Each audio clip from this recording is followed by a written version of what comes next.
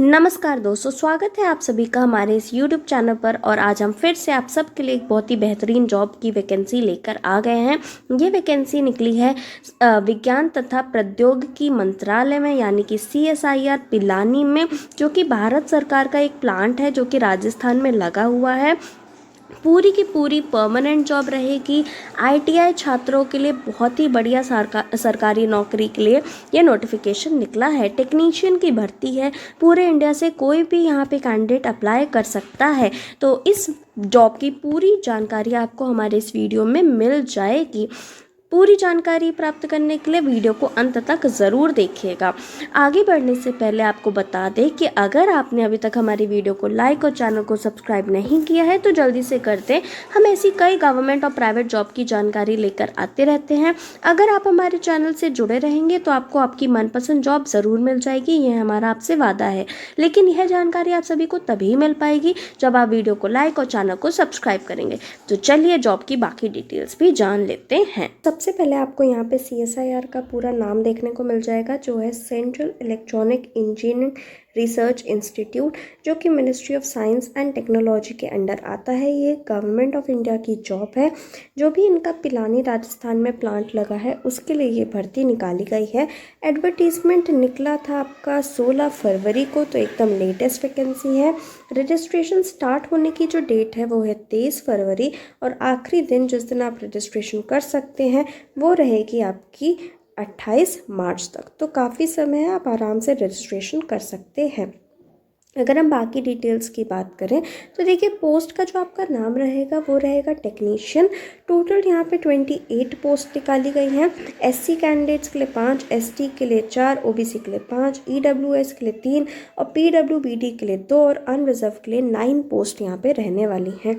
पे स्केल की बात करें तो आपका 19,900 से लेके 63,200 तक रहेगा, और अप्रॉक्स जो आपकी सैलरी रहेगी वो 27,248 रुपीज़ रहने वाली है। आपकी जो एज लिमिट की बात है वो आप 28 साल तक ही सिर्फ अप्लाई कर सकते हैं। इससे ज़्यादा के जो कैंडिडेट्स हैं वो यहाँ पे अप्लाई नहीं कर पाएंगे।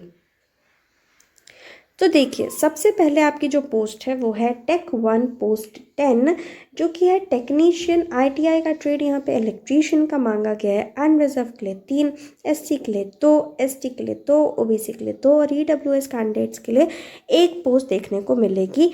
10th में आपके 55% तक मार्क्स होने चाहिए, और ITI का आपके पास इलेक्ट्रीशियन में सर्टिफिकेट होना चाहिए, तभी आप पोस्ट 1 के लिए अप्लाई कर सकते हैं।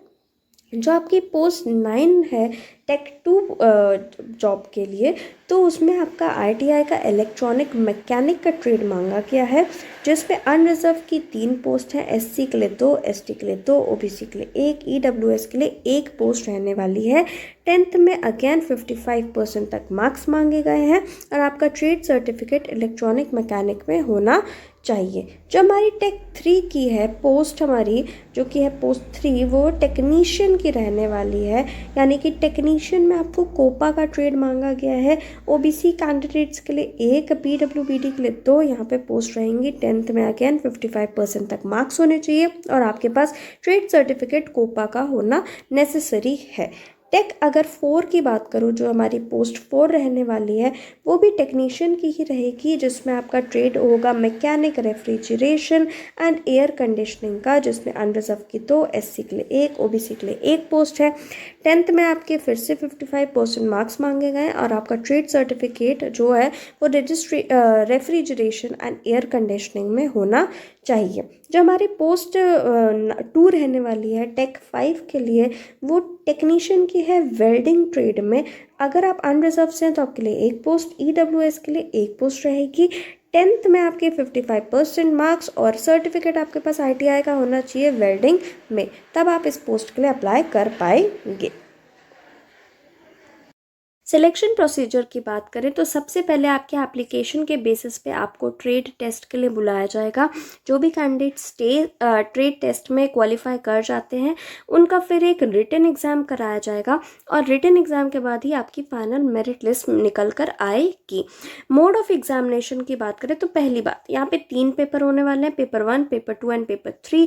पहला पेपर हर एक कैंडिडेट दे सकता है, बट पेपर 2 और पेपर 3 वही कैंडिडेट देंगे जिन्होंने मिनिमम मार्क्स कट ऑफ यहाँ पे स्कोर करी होगी।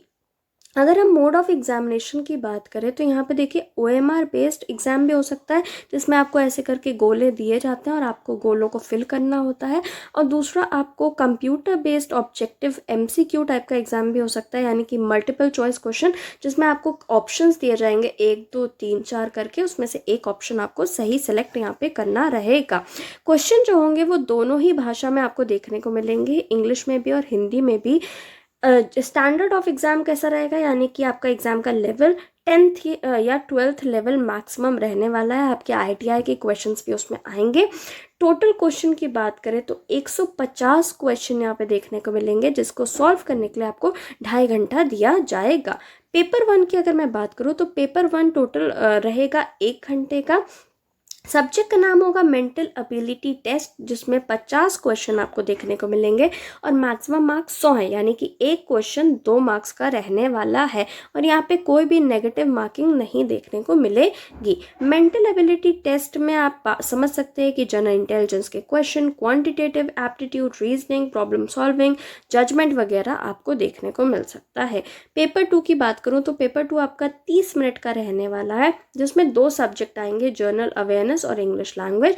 जनरल अवेयरनेस के यहाँ पे 25 और इंग्लिश लैंग्वेज के 25 क्वेश्चन होंगे। जनरल अवेयरनेस का यहाँ पे 75 मार्क्स है, यानी कि एक क्वेश्चन 3 नंबर का होने वाला है। इंग्लिश का यहाँ पे 25 क्वेश्चन होंगे, जिनके मैक्सिमम मार्क्स आपको 75 देखने को मिलेंगे, यानी कि अगेन एक क्वेश्चन 3 मार्क्स का रहने वाला है। यहाँ पे एक नेगेटिव मार्किंग होगी दोनों ही केसेस में। पेपर 3 की अगर मैं बात करूँ तो यहाँ पे पेपर 3 1 घंटे का रहेगा आपका।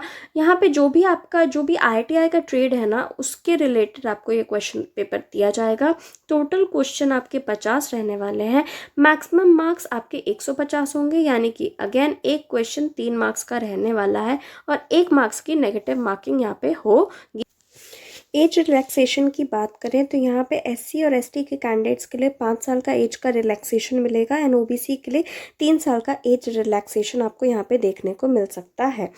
अगर हम बाकी बेनिफिट्स की बात करें तो जैसे कि हर गवर्नमेंट जॉब में DA, HRA और TA वगैरह मिलता है, वैसे आपको इस जॉब में भी मिलेगा क्योंकि एक सरकारी नौकरी है।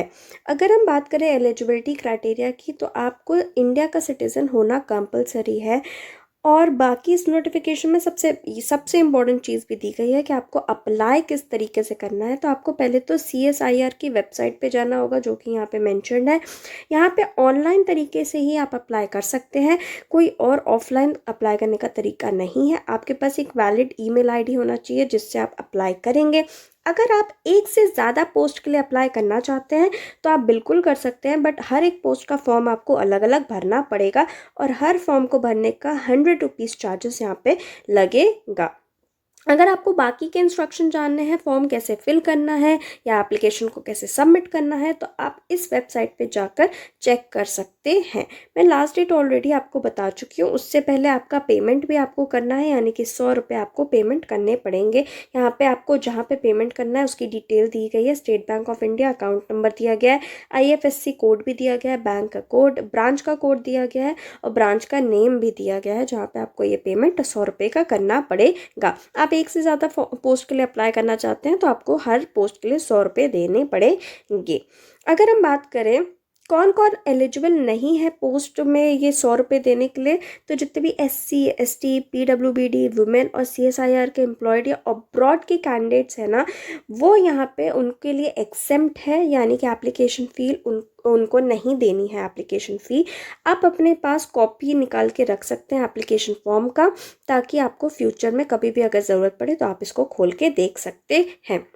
यहाँ पे कुछ डॉक्यूमेंट मेंशन्ड है जो कि आपको लगाने पड़ेंगे ऑनलाइन एप्लीकेशन जब आप फिल करेंगे। जैसे आपका 10th की सर्टिफिकेट आपको लगाना पड़ेगा, जिसमें आपका डेट ऑफ बर्थ होगा। 10th की मार्कशीट लगानी पड़ेगी, 12th का मार्कशीट एंड मार्क सर्टिफिकेट आपको लगाना पड़ेगा, ग्रेजुएशन का सर्टिफिकेट और मार्कशीट लगानी पड़ेगी, पोस्ट ग्रेजुएशन कास्ट कैटेगरी के लिए एक्सपीरियंस सर्टिफिकेशन, एनओसी का सर्टिफिकेट, बाकी हायर क्वालिफिकेशन के सर्टिफिकेट या जो भी सर्टिफिकेट पीडब्ल्यूबीडी कैंडिडेट्स के लिए होते हैं वो आपको यहाँ पे लगाने पड़ेंगे। सो आप वो सब अपने पास तैयार रखिएगा ताकि आपको बाद में बहुत ज़्यादा इधर उधर भागना ना पड़े। सो ये पूरी डिटेल रही CSIR की वैकेंसी के बारे में। अगर आप ऐसी और जॉब वैकेंसीज़ की अपडेट चाहते हैं तो हमारे चैनल को सब्सक्राइब करें, इस वीडियो को लाइक और शेयर ज़रूर करिए ताकि ये वीडियो बाकी कैंडिडेट्स तक भी पहुँचे जो लोग इस जॉब के लिए अप्लाई कर सकते हैं, और हमें सपोर्ट ज़रूर करिए। धन्यवाद।